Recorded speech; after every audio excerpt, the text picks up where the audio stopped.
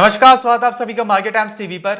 मैं हूं आपके साथ अखिलेश राठी और आज सिलसिला बाजारों का में हम चर्चा करने जा रहे हैं एग्री और नॉन एग्री कमोडिटीज के बारे में। हम आपको बताएंगे कि आज के कारोबारी सत्र में किस कमोडिटी में क्या करके चलने से मुनाफा कमाया जा सकता है और कहां पर रुकना और बचना चाहिए। सबसे पहले यहाँ पे बात करेंगे हम नॉन एग्री कमोडिटीज की। नॉन एग्री कमोडिटीज में हम सबसे पहले चर्चा करने जा रहे हैं सोने और चांदी की। तो जैसे कि हम आपको लगातार बताते ही आ रहे हैं कि सोने और चांदी में जब से कोरोना वैक्सीन की खबरें निकल के सामने आ रही हैं तो सोने और चांदी में काफी ज्यादा उठापटक का दौर चालू हो चुका है। वह बीते सत्र में भी हमने देखा था कि सोना और चांदी काफी उठापटक के साथ कारोबार करते हुए नजर आए थे।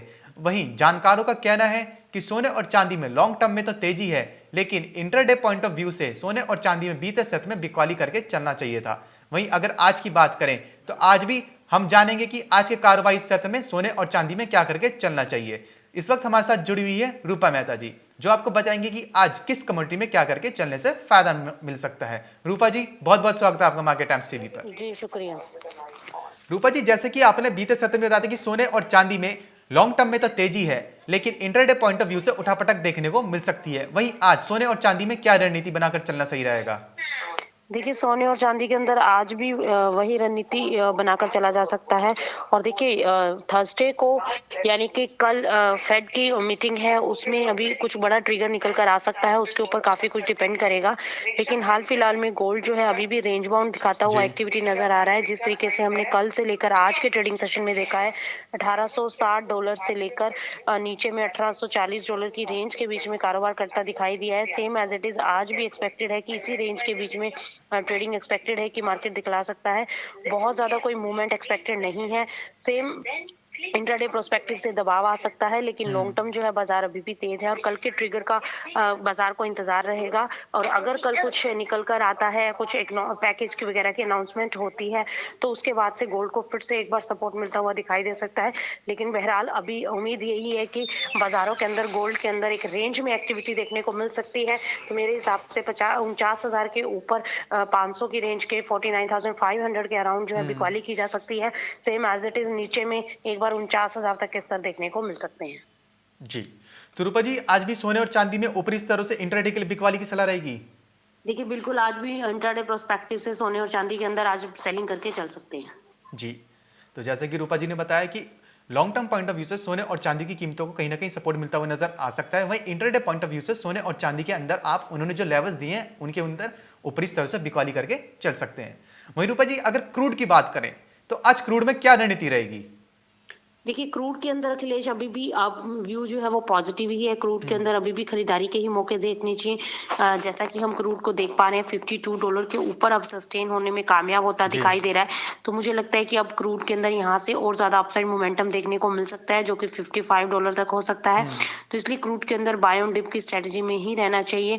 $55 के लेवल्स के लिए क्रूड के अंदर हम बाय करके चल सकते हैं। जी, रूपा जी, जैसे कि कोरोना वैक्सीन की खबरें निकल के सामने आ रही हैं और देश में भी कोरोना वैक्सीन काफ़ी ज़्यादा तैयारी चल रही है, भारत के अंदर भी और विदेशों में भी। तो इसका जो इम्पैक्ट है वो कहीं ना कहीं क्रूड पर हम देख भी रहे हैं। तो क्या ये माना जाए कि जैसे जैसे कोरोना वैक्सीन अब लोग में टीकाकरण शुरू हो जाएगा जैसे भारत में, तो क्रूड के भाव हैं जो और ज़्यादा ऊपर देखने को मिल पाएंगे हमें, नया उच्चतम स्तर भी देखने को मिल सकता है क्या क्रूड के अंदर? देखिए, बिल्कुल एक्सपेक्टेड है कि एक पॉजिटिव जो है मोमेंटम अब क्रूड के अंदर बनता हुआ जी ऑलरेडी हम देख चुके हैं कि निचले स्तरों से काफी रिकवर कर चुका है मार्केट। और आज भी आप देखिए इंट्राडे में तेजी का ही रुझान बनता हुआ दिखाई दे रहा है। और मुझे लगता है कि अब जो है 4,000 के ऊपर क्रूड डोमेस्टिक मार्केट में निकल सकता है। तो 4,000 रुपए तक की तेजी के लिए इनफैक्ट उसके भी ऊपर मार्केट सस्टेन कर सकता है। और अगर वैक्सीन का रिजल्ट जिस तरीके से 90 to 95% बताया जा रहा है, जी तो अगर अब वैक्सीन लगनी शुरू हो जाती है, तो कोरोना के मामले अगर घटते हैं, तो डेफिनेटली एक वापस से डिमांड जो है क्रूड की पिकअप होती हुई दिखाई दे सकती है, जो कि कोरोना के चलते काफी कम पड़ गई थी। और दूसरा, ओपेक कंट्रीज ने भी प्रोडक्शन कट की बात कही है। तो ये दोनों ही फैक्टर इसके लिए जी पॉजिटिव है, जिसकी वजह से क्रूड के अंदर तेजी बन सकती है।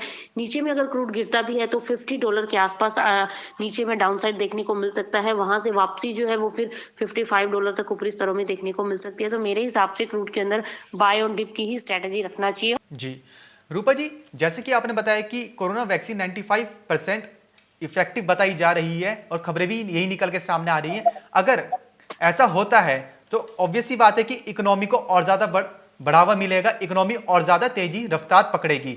जैसे जैसे काम बढ़ेगा तो क्या हमें यहाँ से बेस मेटल्स के अंदर भी तेजी देखने को मिल पाएगी?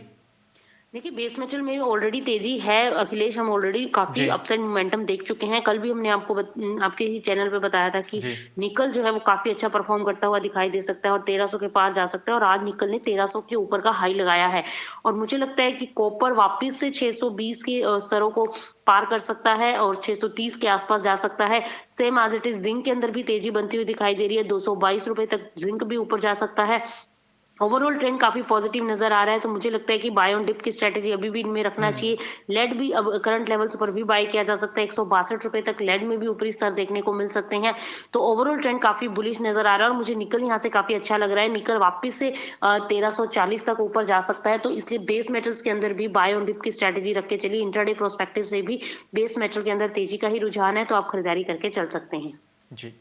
रूपा जी, जिन इंडस्ट्रीज के अंदर बेस मेटल्स की खपत होती है, बेस मेटल्स यूज होता है, वहां से ऐसी खबरें निकल के सामने आई थी कि जो कच्चा माल है, जो रॉ मटेरियल है, वो अब कंपनियों को काफी ज्यादा महंगा पड़ रहा है, जिसकी वजह से अब कंपनीज भी अपने प्रोडक्ट की दाम बढ़ाने वाली हैं।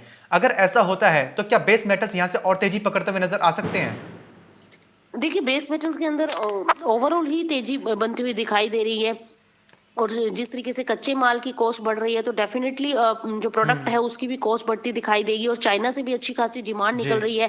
और अभी आप देखिए, जब इतनी ज्यादा मार्केट के अंदर मूवमेंट नहीं है इकोनॉमी के अंदर, उसके उस टाइम पर आप देखिए बेस मेटल्स के अंदर एक आग लगी हुई देखने को मिल रही है, कह सकते हैं, क्योंकि लगातार बाजार तेजी की तरफ है। और कॉपर का अपने ऊपरी स्तरों पर सस्टेन रहना 600 के ऊपर बहुत बड़ी बात है। और सेम एज इट इज निकल भी 1300 के ऊपर निकल चुका है। तो अब यहाँ से और ज्यादा तेजी की ओर बाजार जाता हुआ दिखाई दे सकता है। जब पूरी इकोनॉमी के अंदर रिवाइवल आएगा, वापस से सारी चीजें पटरी पर लौटेंगी, तो उसके बाद से एक बार फिर से बाजारों के अंदर रौनक आएगी और एक खरीदारी बढ़ती हुई दिखाई देगी। डिमांड और ज्यादा पिकअप होती हुई नजर आ सकती है, जिस वजह से बेस मेटल्स के अंदर और ज्यादा अपसाइड मोमेंटम बनता हुआ दिखाई दे सकता है। तो इसलिए कॉपर के अंदर जैसा कि हम एक्सपेक्ट करें कि ऊपर में 630 से 640 का लेवल हो सकता है कि आपको देखने को मिल जाए। जी सेम एज इट इज निकल भी अच्छा परफॉर्म करता हुआ दिखाई दे रहा है। पीछे जो स्ट्राइक के चलते डिमांड में जो तेजी आई है, उसका भी एक इम्पैक्ट कीमतों के ऊपर देखने को मिला है। तो ओवरऑल ट्रेंड बुलिश बनता हुआ दिखाई दे रहा है, बल्कि आने वाले टाइम में और ज्यादा तेजी की ओर बाजार जाता हुआ दिखाई दे सकता है। जी। जैसे कि रूपा जी ने बताया कि बेस मेटल्स का जो बाजार है वो ओवरऑल तेजी में ही है और बेस मेटल्स का बाजार यहां से अभी और तेजी दिखला सकता है, तो अभी बेस मेटल्स में निचले स्तर पर खरीदारी की सलाह रहेगी। वहीं रूपा जी, अगर बात करें नेचुरल गैस की, तो विंटर है, डिमांड पिकअप होती है, तो क्या नेचुरल गैस में अभी तेजी का रुझान है या फिर सामान्य ही देखने को मिल रहा है?